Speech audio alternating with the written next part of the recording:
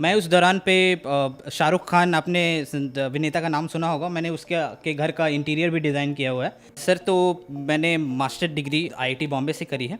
मुझे all India rank 27 मिला था आईआईटी बॉम्बे में। मुझे गोल्ड मेडल भी मिला है। मतलब मैं खुद भी ब्रोंकाइटिस का पेशेंट रह चुका हूँ। इन्हेलर था मेरे पास में। मैंने बहुत सारे डॉक्टर्स के पास गया हूँ जिस दौरान में मैं अपने बैचलर डिग्री कर रहा था उस समय।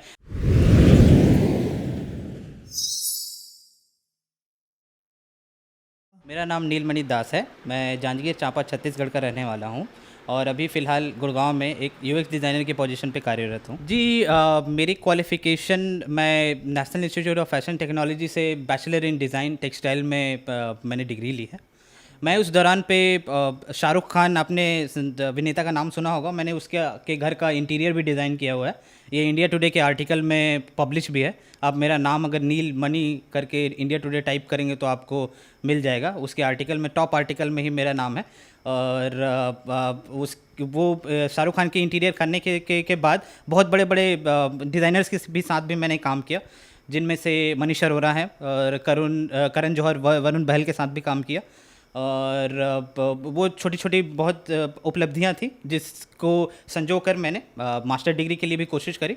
मास्टर डिग्री में मैंने आईआईटी बॉम्बे का एग्ज़ाम दिया। पहली दफ़ा जब एग्ज़ाम दिया था तो उस वक्त मेरा सिलेक्शन नहीं हुआ था। आईआईटी गुवाहाटी शायद मिलता, बट नहीं भी मिल रहा था। लेकिन दूसरी दफ़ा आईआईटी बॉम्बे मिला मुझे और ऑल इंडिया रैंक 27 मैंने प्राप्त किया। आईआईटी बॉम्बे में मैंने इंडस्ट्रियल डिज़ाइन, जिसको आप बोल सकते हैं कि स्पेसिफिकली उसका स्पेशलाइजेशन ह्यूमन कंप्यूटर इंटरेक्शन था, उसमें मैंने पढ़ाई की। और उसके बाद अभी फ़िलहाल मैं एक अमेरिकन कंपनी थॉटवर्क्स में एक सीनियर यूएक्स स्पेशलिस्ट के रूप में कार्यरत हूँ सर। तो मैंने मास्टर डिग्री आईआईटी बॉम्बे से करी है। मुझे ऑल इंडिया रैंक 27 मिला था आईआईटी बॉम्बे में। मुझे गोल्ड मेडल भी मिला है, जिसमें फाइनल डिग्री का जो आपको प्रोजेक्ट सबमिट करना होता है उसमें मुझे गोल्ड मेडल मिला। बेस्ट स्टूडेंट का अवार्ड मिला था मुझे।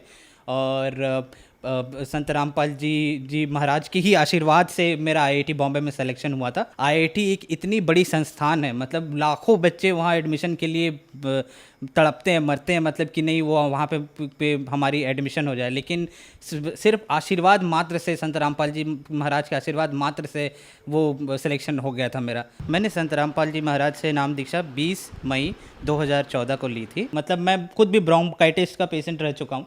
इन्हेलर था मेरे पास में। मैंने बहुत सारे डॉक्टर्स के पास गया हूँ जिस दौरान में मैं अपने बैचलर डिग्री कर रहा था उस समय। और दिल्ली में पॉल्यूशन बहुत बढ़ा हुआ था, तो उस समय सांस लेने में बहुत तकलीफ़ होती थी।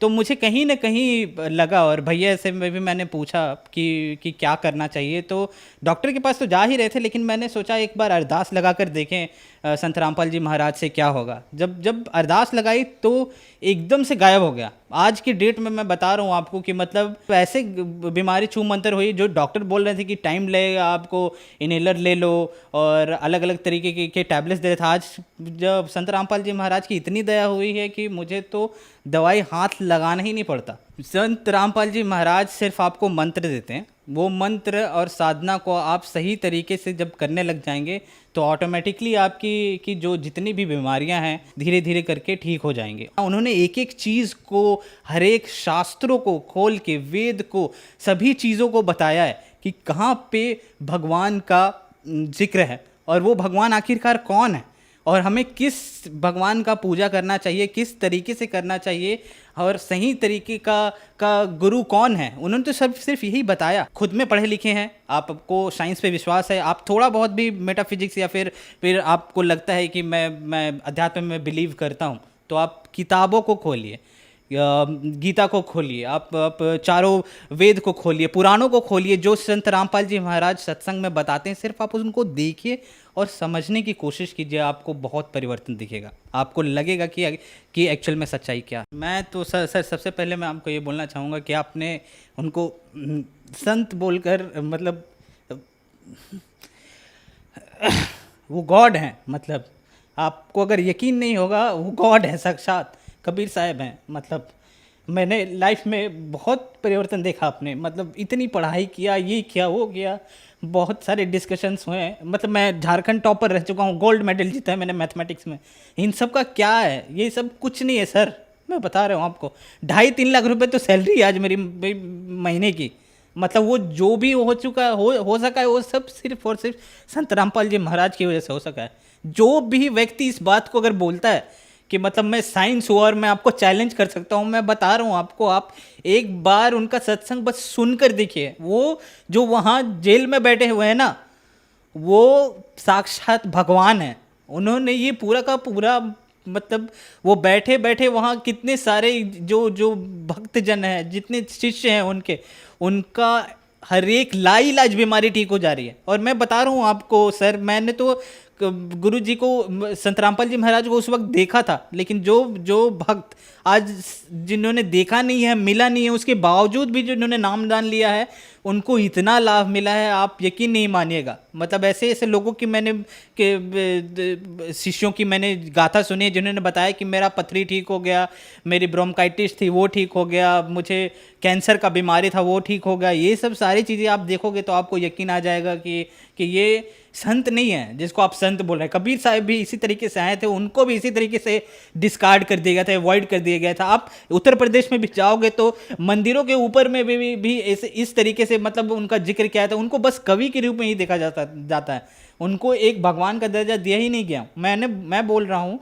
एक छात्र होने के नाते कि कम से कम आप उनको भगवान नहीं मानते तो कम से कम उनकी बातों को तो सुनो। आप न्यूटन का लॉ पढ़ते हो, आप किसी गैलीलियो की बातों को सुनते हो, उनको तो समझते हो ना, उनकी बातों को तो मानते हो। आइंस्टाइन ने जो बोला उनकी बातों को मानते हो ना कि E = MC² होता है, इसको मान लेता हूँ मैं। एक बार मान कर तो देखो कि संत रामपाल जी महाराज क्या बोल रहे हैं। कि बच्चों को क्या कहा जाए सर, मतलब उनका पता ही नहीं क्या फिलॉसफी हो गया है, क्या थॉट प्रोसेस हो गया है। भगवान पे विश्वास नहीं, शायद माता पिता का इज्जत करना भी भूल चुके हैं।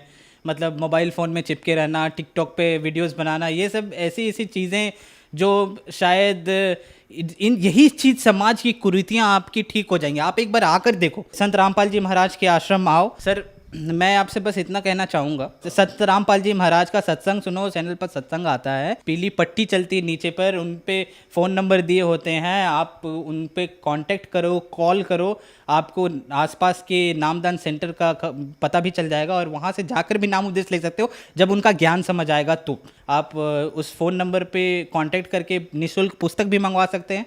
पुस्तक को पढ़िए, पूरा का पूरा मिलान कीजिए बुक बाय बुक। जब आपको समझ आ जाए तो आप नाम उपदेश ले सकते हैं।